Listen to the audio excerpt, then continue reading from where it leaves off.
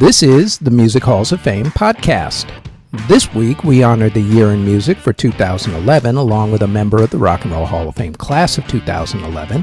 We also make the case for putting the Smashing Pumpkins into the Rock and Roll Hall of Fame. Plus, our Spotlight Hall of Fame is the Irish Music Hall of Fame in Dublin, Ireland.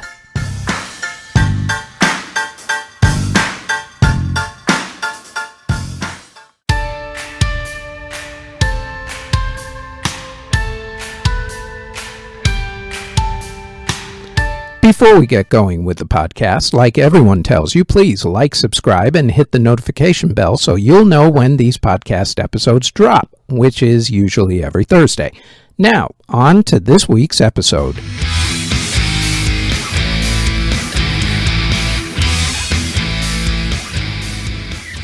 The year was 2011. It was the year that Steven Tyler joined American Idol as a judge, Simon Cowell took his X Factor TV show to America, and everyone from Christina Aguilera to American Idol singers forgot the words for some reason to the national anthem at major sporting events. Go figure.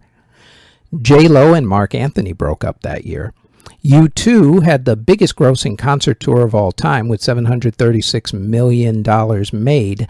That lasted until Ed Sheeran broke the record a decade later. Lady Gaga became the first to sell over 1 million downloads in the first week when her album Born This Way came out. Amazon Music priced it at 99 cents, which helped that download total quite a bit. I know I bought one at 99 cents when it came out.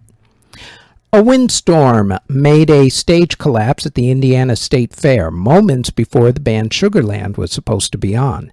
Michael Jackson's doctor, Conrad Murray, was found guilty of manslaughter in the singer's death in 2009.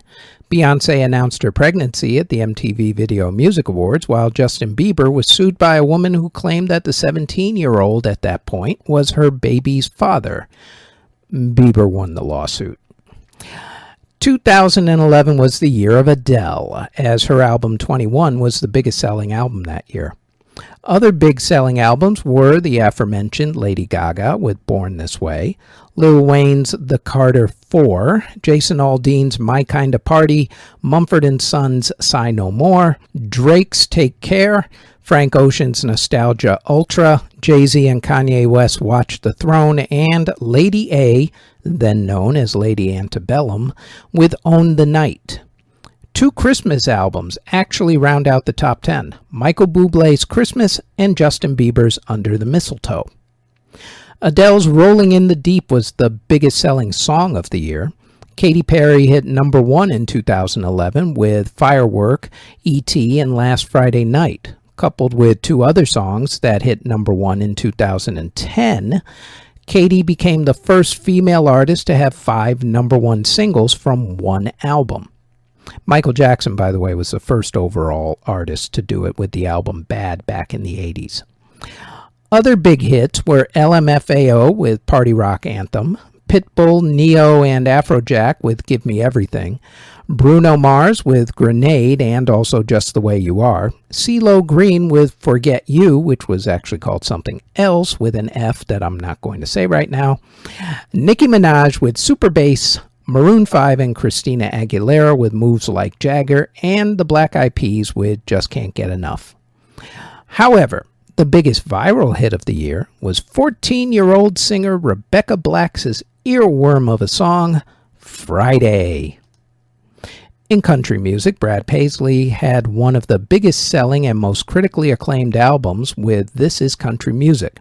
Other big albums were by Eric Church, Luke Bryan, Miranda Lambert, Pistol Annies, Blake Shelton, Hunter Hayes, Justin Moore, Jake Owen, Lady Antebellum, Emmylou Harris, Chris Young, and Sonny Sweeney. On the singles front, Blake Shelton had the top 2 singles, while Lady Antebellum had 2 of the top 15 songs, and the Zac Brown Band had 3 songs in the top 15. Other big singles artists that year were Jason Aldean, Tim McGraw, Kenny Chesney, Luke Bryan, Rodney Atkins, Jake Owen, Sarah Evans, and Miranda Lambert. In hip-hop, Jay-Z and Kanye West Watch the Throne was one of the biggest selling hip-hop albums of the year. Other big albums were released by Lil Wayne, Drake, Young Jeezy, J. Cole, Lupe Fiasco, Wiz Khalifa, Bad Meets Evil, Whale, and Mac Miller. Singles-wise, Wiz Khalifa's Black and Yellow was the biggest selling single.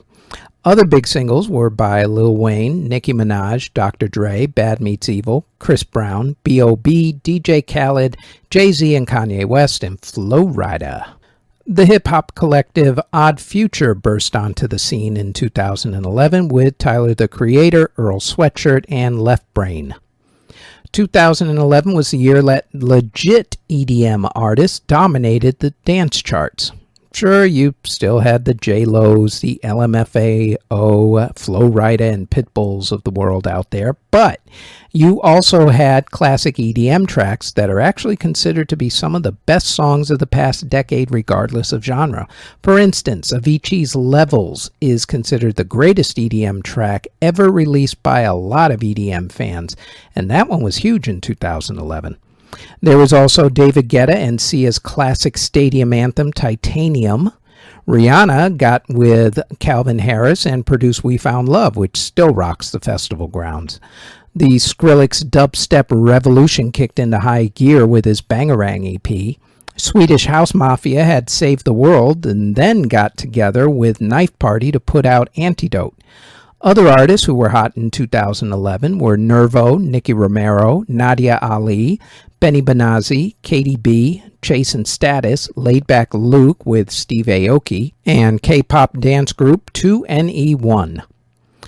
In Latin music, the big artists of the year were Prince Royce, who had a huge year with the best-selling self-titled album and best-selling single Corazón Sin Cara, Christian Castro, Mañá, Shakira, Enrique Iglesias, Wisin and Yandel, Camila, Ricky Martin, Don Omar, and Los Bukis.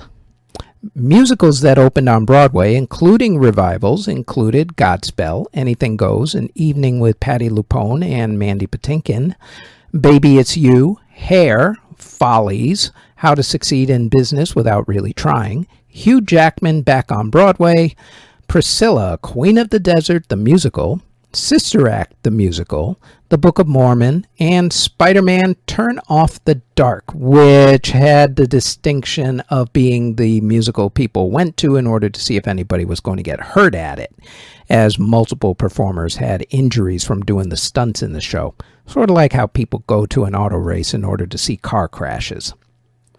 Musical films that came out in 2011 included a reboot of Footloose, Glee, the 3D concert movie, The Muppets, Alvin and the Chipmunks, Chipwrecked, Country Strong, and the animated movies A Monster in Paris, Happy Feet 2, Rio, Winnie the Pooh, and Phineas and Ferb Across the Second Dimension.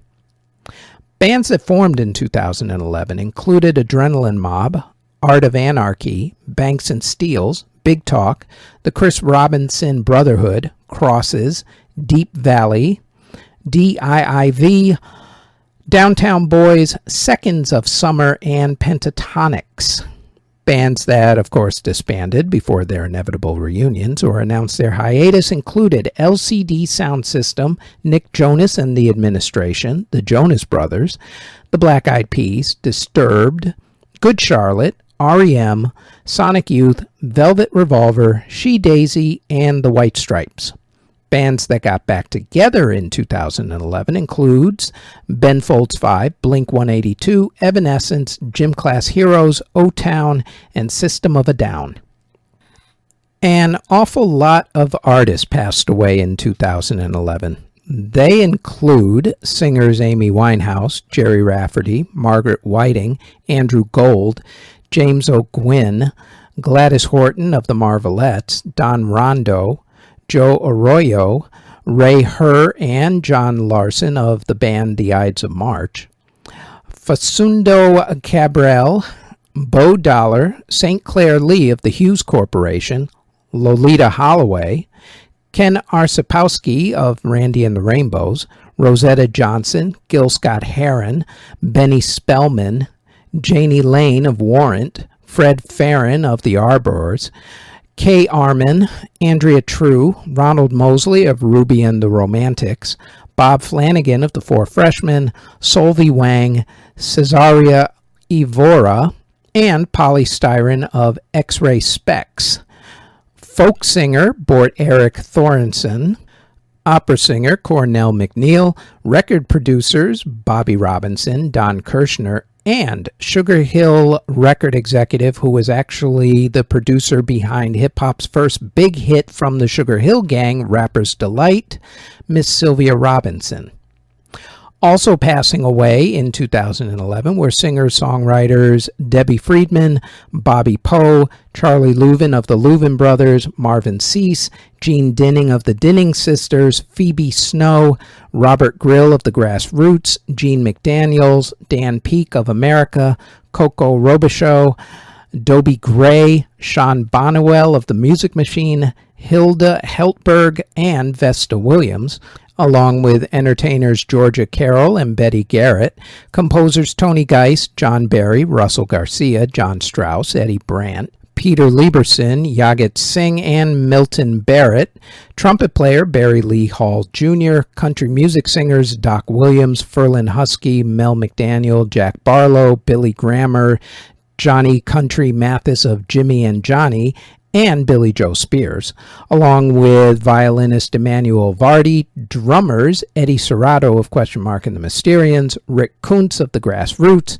Frankie Toller of the Allman Brothers Band, Don Wood of the Gants, Scott Columbus and Eddie Marshall, conductor Blanche Honegger Moyse, musicians Dave Shapiro, Eddie Kirkland, Jimmy Norman, Bob Burnett of the Highwaymen, percussionist Ralph McDonald, Evind Soles, and Gary Moore, jazz bassist Charles Fambro, bassist Mark Tulin of the Electric Prunes, Mike Starr of Alice in Chains, Gerard Smith of TV on the Radio, Mikey Welsh of Weezer, and Harold Johnson, rappers Nate Dogg and Heavy D, songwriters Eddie Snyder, Hugh Martin, and Jerry Lieber, big band leaders Henry Jerome and Orrin Tucker, guitarist Tom King of The Outsiders, Paul Mutane and Bill Tapia, organist Odell Brown, cellist Bernard Greenhouse, saxophonist Clarence Clemens of Bruce Springsteen and the E Street Band, and also Frank Foster,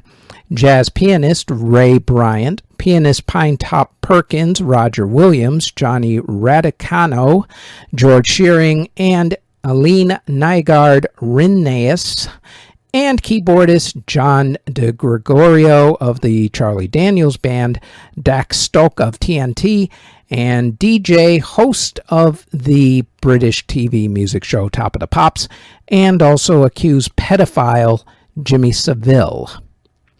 Of course, with all of those, let us not forget the death of Apple CEO and visionary Steve Jobs, who helped to spearhead 3 pieces of technology that, of course, changed music forever, for better or for worse: the iPod, the iPhone, and iTunes. In awards for the music of 2011, Adele took the awards for Best Album for 21 and Song and Record of the Year for Rolling in the Deep at the Grammy Awards. The Best New Artist Grammy winner was a shocker, as jazz artist Esperanza Spalding took home Best New Artist over heavily favored Justin Bieber, and also over Drake, Florence and the Machine, and Mumford & Sons, all of whom have really good careers going, including Esperanza. Adele and Taylor Swift won the most awards at the American Music Awards, with Taylor winning Artist of the Year. Lady Gaga won Video of the Year at the MTV Video Music Awards for the song Born This Way. Adele won Artist of the Year at the Billboard Music Awards. Lady Gaga's Born This Way won Favorite Album, and Katy Perry and Kanye's song E.T. won Favorite Song at the People's Choice Awards. Taylor Swift won Entertainer of the Year at the Country Music Association Awards, while Luke Bryan won Entertainer of the Year at the Academy of Country Music Awards. Chris Brown won Album of the Year at the Soul Train Music Awards. Adele won Best British Album for 21, and One Direction won Best Song for What Makes You Beautiful at the Brit Awards. Michael Bublé's Christmas won Best Album at the Juno Awards. Boy and Bear won Album of the Year for Moonfire, and Got Ye and Kimbra won Song of the Year for Somebody That I Used to Know at the ARIA Music Awards. At the Eurovision Singing Contest, which was held in Germany, Azerbaijan was the big winning country that year for a song called Running Scared. At the Tony Awards, The Book of Mormon won Best Musical, and Anything Goes won Best Revival of a Musical. Musically at the Academy Awards, Man or Muppet from the movie The Muppets won Best Original Song, while The Artist won Best Original Film Score, adding to The Artist wins that night as the movie won 5 awards, including Best Picture. The Pulitzer Prize was shared that year between Zhu Long's opera Madame Whitesnake, Fred Laerdal's Arches, and Ricardo Zune Muldoon's Komala. P.J. Harvey won the Mercury Music Prize, becoming the first artist to win the award twice after first winning it in 2001. The Rock and Roll Hall of Fame induction ceremony was held that year on March 4th at the Waldorf Astoria Hotel in New York City. At the ceremony, the hall inducted Leon Russell into a new category called the Artist for Music Excellence category. That category replaced the Sidemen category and honors those musicians, producers, and others who have spent their careers out of the spotlight working with major artists on various parts of their recording and live careers. All that was from the Rock and Roll Hall of Fame. Elektra Records founder Jack Holzman and record producer Art Rupe were inducted into the non-performers category. In the performers category, the hall inducted Darlene Love, Neil Diamond, Dr. John, Tom Waits, and this next group.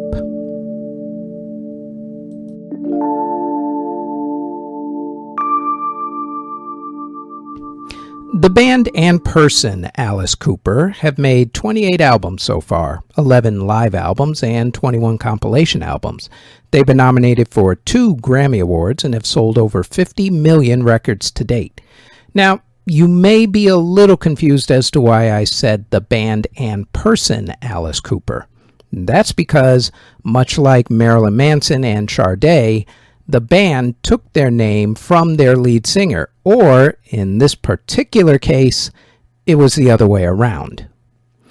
The man, Alice Cooper, was born Vincent Damon Fernier on February 4th, 1948, in Detroit, Michigan. His family moved to Phoenix, Arizona when he was in middle school. He started out in high school playing in a talent show with his track and field cross-country running teammates, Glenn Buxton, Dennis Dunaway, John Tatum, and John Spear, as a group calling itself the Earwigs, playing mainly Beatles parodies. After a while, they decided to get serious about being a real band, so they named their rock group the Spiders and started playing different gigs in the Phoenix, Arizona club scene, even though they were still in high school. And no, they were not playing those Beatles parodies at that point. Once they were out of high school, John Tatum left the group, so he was replaced by Michael Bruce. The band started to venture out to Los Angeles, California to play gigs, and during this point, they called themselves Nas, with 2 Z's at the end. John Spear also left the group at this time and was replaced by Neil Smith. And it is this lineup, with Fernier, Buxton, Bruce, Dunaway, and Smith, that stayed together until the band's initial breakup in 1974, and is the lineup that has been inducted into the Rock and Roll Hall of Fame. The year after they started calling themselves Nas, they found out that Todd Rundgren already had a band with the same name, so the guys needed to come up with a new name. The urban myth is that the band came up with the name Alice Cooper from playing around with a Ouija board. As Vincent said in an interview, the band actually came up with a gimmicky name that was sweet and wholesome to contrast it with their hard shock rock image, and thus Alice Cooper, the band, was born. Another rumor was that they took the name from the character Alice on the TV show Mayberry RFD. However, people started calling Vincent Alice Cooper, and it got to the point where so many people called him Alice that he decided to legally change his name from Vincent Fournier to Alice Cooper after the band's initial breakup.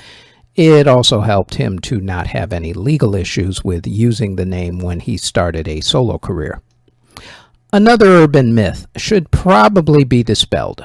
During the Toronto Rock and Roll Revival concert in 1969, for one reason or another, chickens got loose at the venue and one of those chickens got on stage.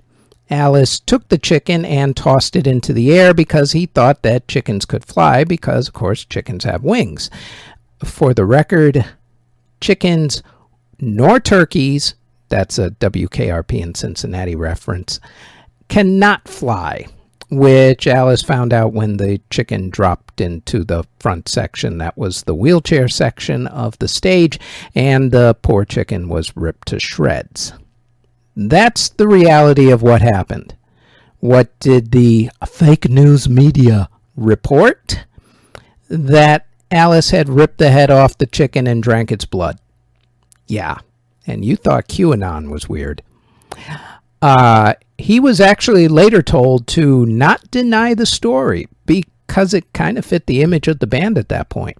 Plus, it made for a much better story than the truth anyway, so there you go. It was during the making of the first album that Alice began to hone his shock rock stage act. His act combined vaudeville with a horror aspect, which made him a true pioneer in stage presence.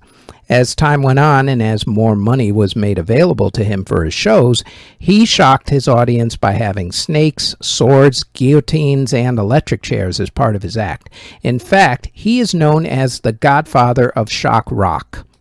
In 1968, music manager Shep Gordon approached the band after watching them play a gig in Los Angeles at which the audience hated them so much that most of them left in the first 10 minutes. While the band thought that they had played a bad gig, Gordon actually thought that the shock rock act could work to the band's benefit. He got them in touch with Frank Zappa, who was starting a record label at that point. Frank told them to come by his place at 7 o'clock for an audition. The band thought that he meant 7 in the morning and accidentally woke Frank up. Frank was so impressed that the band was willing to actually play shock rock music at 7 in the morning that he signed them to a 3-record deal. The first 2 albums did okay, but not great, but they were mainly psychedelic rock. The band decided to go back to the Midwest to record their 3rd album and make it more of a hard rock style. The album that came from that, Love It to Death, became a big hit, riding the success of their first hit single, I'm 18. The group followed up Love It to Death with their album Killer. They also went out on tour, and soon the tours became really elaborate, but they also made the band's reputation. They also, by the way, ended up breaking up the band. See, after Killer and 3 more albums, 1972's School's Out, 1973's $1 Billion Babies, and Muscle of Love, with hits like School's Out, No More Mr. Nice Guy, Elected, and Teenage Lament 74, combined with non-stop touring, the band needed a break, desperately. After that, they just decided to not get back together after the break. That was all. Alice the Man, however, decided to keep going, and he got a new backup band together, took the Alice Cooper band name as his own name, and recorded as a solo act. And his solo career was extremely successful, with hits from the 70s through to the 90s, with songs like Poison, Feed My Frankenstein, How You Gonna See Me Now, You and Me, Only Women Bleed, and many more. The rest of the guys did one album together, then they did their own things. And the band has actually gotten back together sporadically with the original lineup over the decades. One person, though, has always been missing, unfortunately. Glenn Buxton, who sadly passed away from viral pneumonia in 1997. Presented for induction by Rob Zombie, the group Alice Cooper, with Vincent Fournier, a.k.a. Alice Cooper, Glenn Buxton, Dennis Dunaway, Michael Bruce, and Neil Smith, inducted into the Rock and Roll Hall of Fame, class of 2011.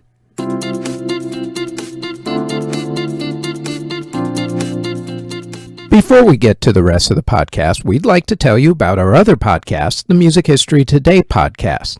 Every day we tell you what happened on that date in music history, along with music releases, birthdays, and passings. So, if you like this podcast and want more music history, then please search the Music History Today podcast in audio or video form on YouTube or wherever you get your podcast from.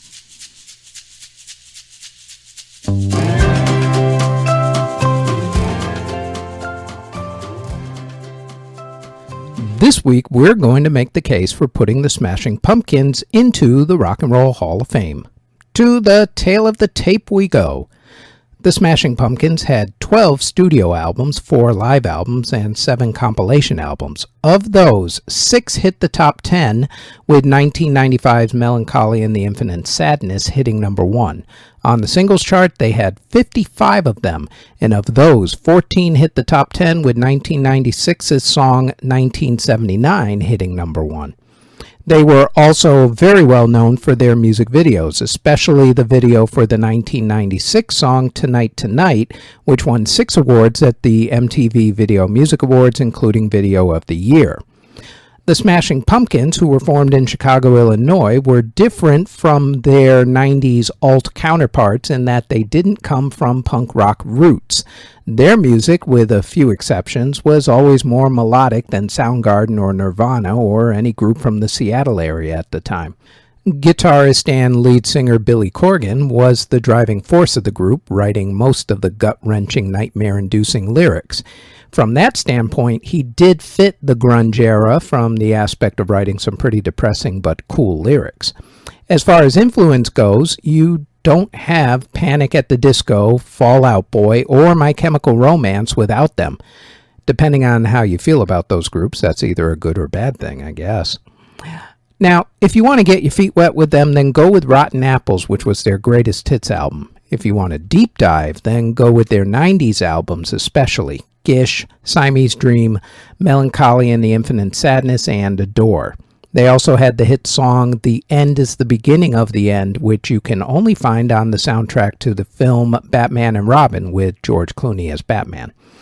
That song also had a slower remix version called The Beginning is the End is the Beginning, and that one was used in the trailer for Zack Snyder's film The Watchmen, which is really worth searching out, both the trailer and actually the song itself.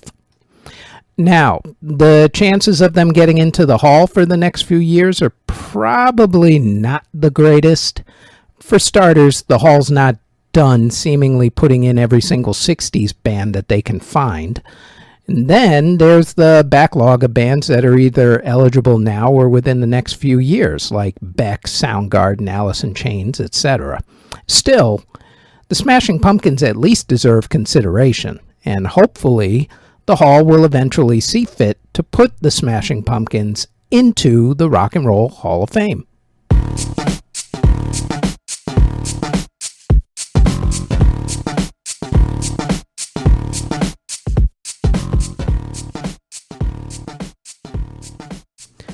Normally, we cover music halls of fame and museums in America. This week, however, we're going across the pond, as they say, to the Emerald Isle. The Irish Rock and Roll Museum was opened in 2015. It's located in the venue The Button Factory, which is on Curved Street in the Temple Bar District in the heart of Dublin, Ireland.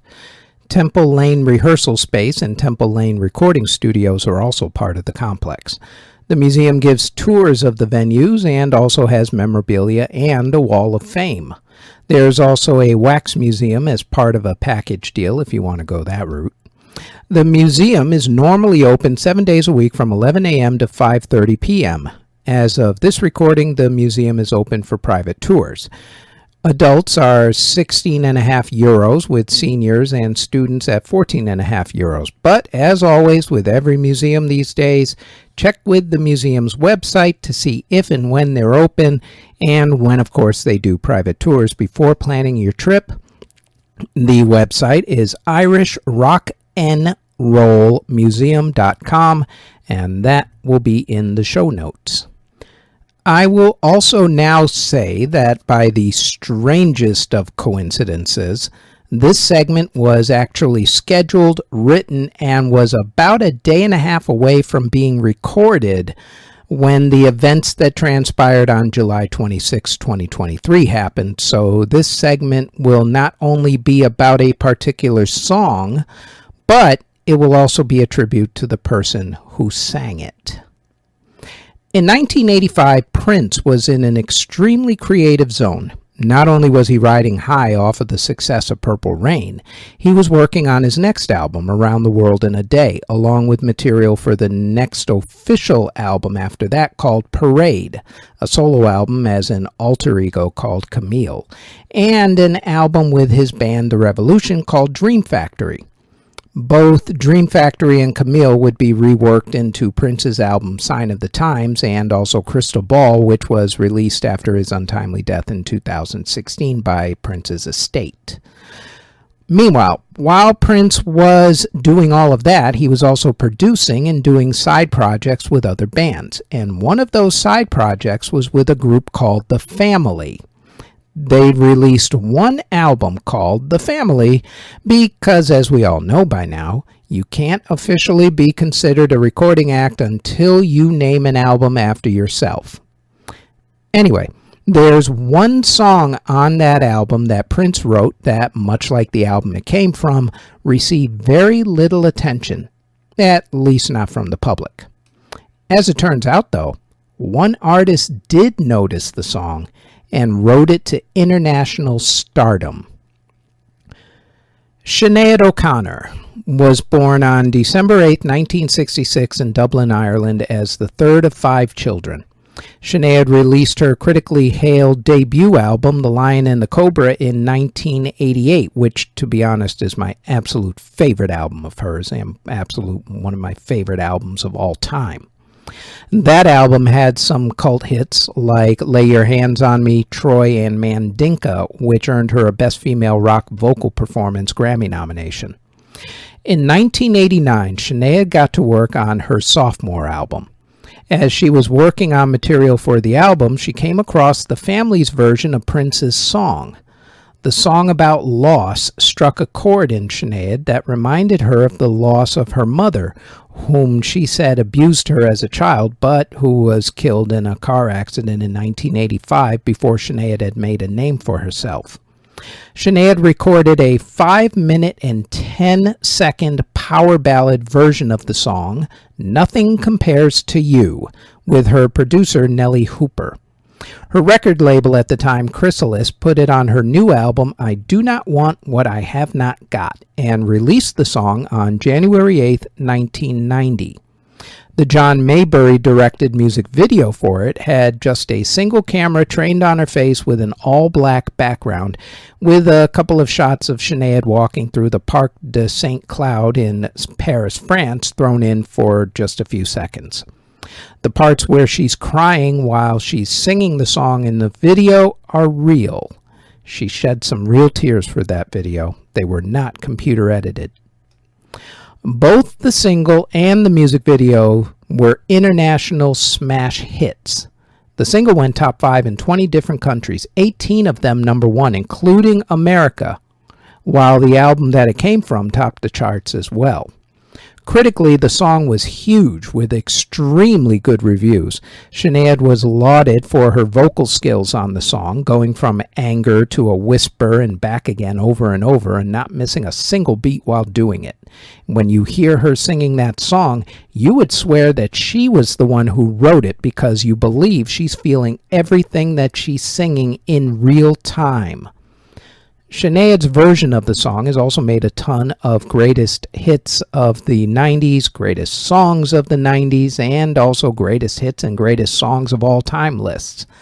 The single went on to be nominated for a bunch of awards, including a few Grammy Awards, while the music video cleaned house at that year's MTV Video Music Awards, winning Best Female Video, Best Postmodern Video, and Video of the Year, making Sinead the first female artist to take home the coveted Video of the Year prize.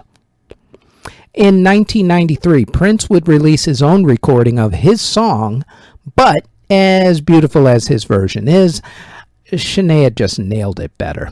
And it's one of those few times that a cover version of a song is actually better than the original.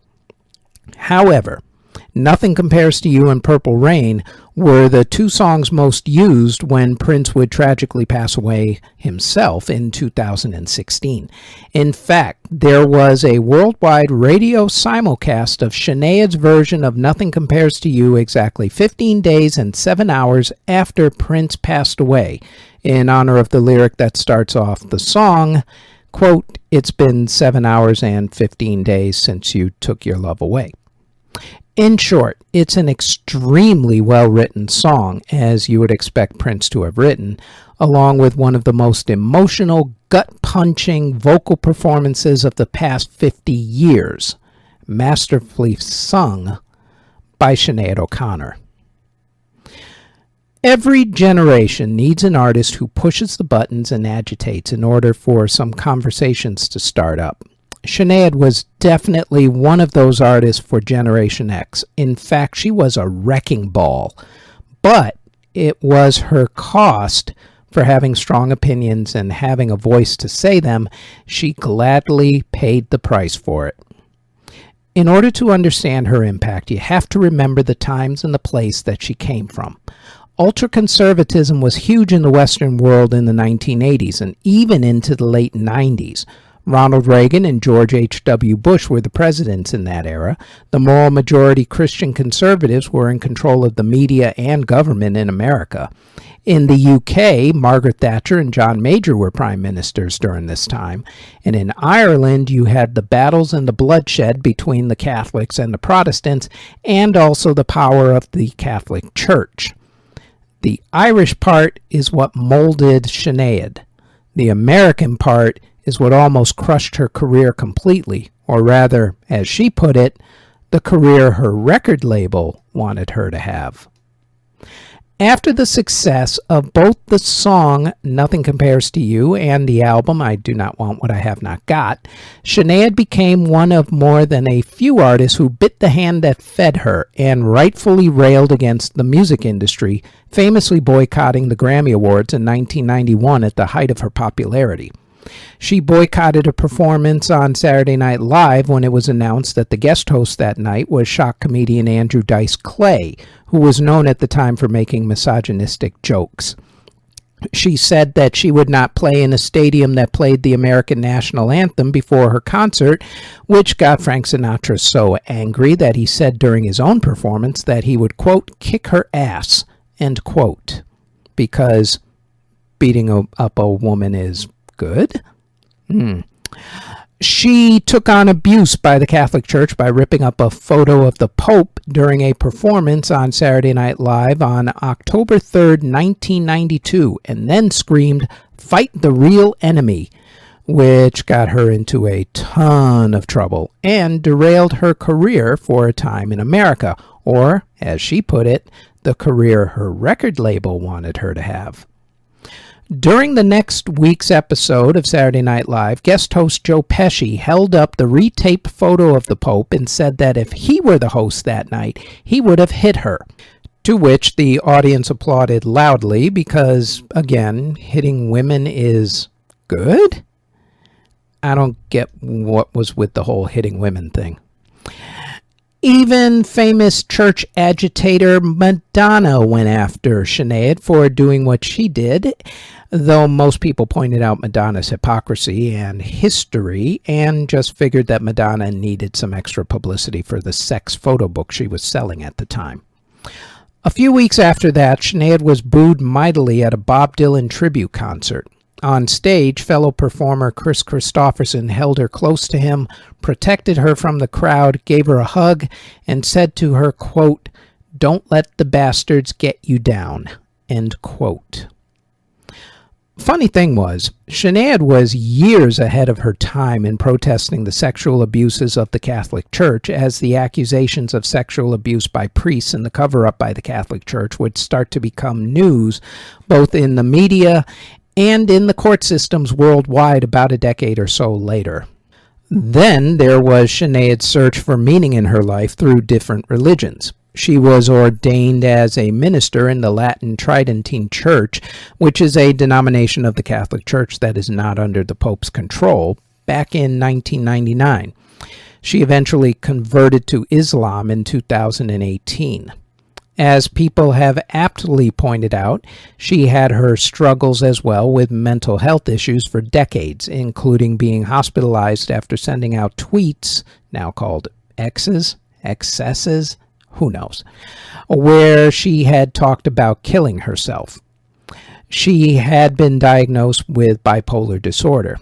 Ironically, her son Shane, whom she lost custody of when he was 13 to Shane's father, due to her mental health issues, committed suicide himself in early 2022. Throughout all of this, Sinead put out 9 more albums after the success of I Do Not Want What I Have Not Got, and while they did not have the same success in America that the album I Do Not Want What I Have Not Got had, her other albums did garnish her a bunch of various award nominations. In 2021, she released her memoirs and announced her retirement from the music industry. There was recent talk that she was working on a new album that was supposed to be put out in 2024 and that a tour would soon follow. However, on July 26, 2023, Sinead O'Connor passed away in London, England at the age of 56. The cause of death as of this recording has not been announced, although foul play was not involved according to police. In death, there have been the usual tributes from celebrities, some who knew her and mostly who didn't, but of course act like they did because they saw her at an event here or there. I guess that counts as friendship in celebrity circles. Only the few people whom she called friends were really there for her when she needed them. Others either made fun of her issues while she was alive or talked down to her when she would offer up advice to not sexualize themselves for the music industry, which was the advice she gave to Miley Cyrus when Miley was going through that phase in her career, to which Miley then attacked Sinead and told her to seek help. Sinead also said some pretty wild things about celebrities sometimes during her many mental health episodes, such as accusing Arsenio Hall and Eddie Murphy of giving Prince the painkillers that eventually killed him. She apologized, I believe, after that. Still, in an era when no one stood up for anything or only pushed buttons because it either got them attention or a payday, looking at you, Madonna, much like today's era of influencers and reality show stars, looking at you, everybody, Sinead stood up for what she felt was right and stood against what she felt was wrong, regardless of both the personal or professional cost. She spoke out about racism, especially in the music industry. She spoke out about sexual abuse. She spoke out about a woman's right to choose. She spoke out about the events in Northern Ireland at that time. She spoke out about human rights, and she never backed down from anything or anyone, unless she felt that she might have aimed her weapon of choice at the wrong person, which happens sometimes. See the aforementioned Arsenio Hall, Eddie Murphy thing. She was also painfully open and honest about everything going on in her life, including her own fallacies. Even her signature shaved head was partially an act of rebellion, since her record label wanted her to grow her hair long to make her, in their words, quote, more feminine, end quote. Sinead wasn't about sexualizing herself for her fans. She let her music do the talking for her because Lord knows she left it all out there in her music for everyone to see, every single painful cut. In short, Sinead O'Connor was a badass and deserved to be treated a lot better in life. And now everybody wants to treat her nice when she's no longer here to hear it, or for it to help her. Good job, world. The world could use more people like Sinead. Unfortunately, her like rarely walk the earth. The Prince penned song Nothing Compares to You, covered in 1990 by Irish native and one of Ireland's most beloved singers, the late, great, extremely talented, extremely controversial Sinead O'Connor. May she finally rest in peace. Who is in the Irish Rock and Roll Museum on their Wall of Fame in Dublin, Ireland. And that is it for this episode of the Music Halls of Fame podcast. For more podcast episodes, which drop every Thursday in audio and video form, then please like, subscribe, and click the notification bell on YouTube, Spotify, Apple Podcasts, iHeartRadio Podcasts, CastBox, Google Podcasts, or wherever you get your podcast from.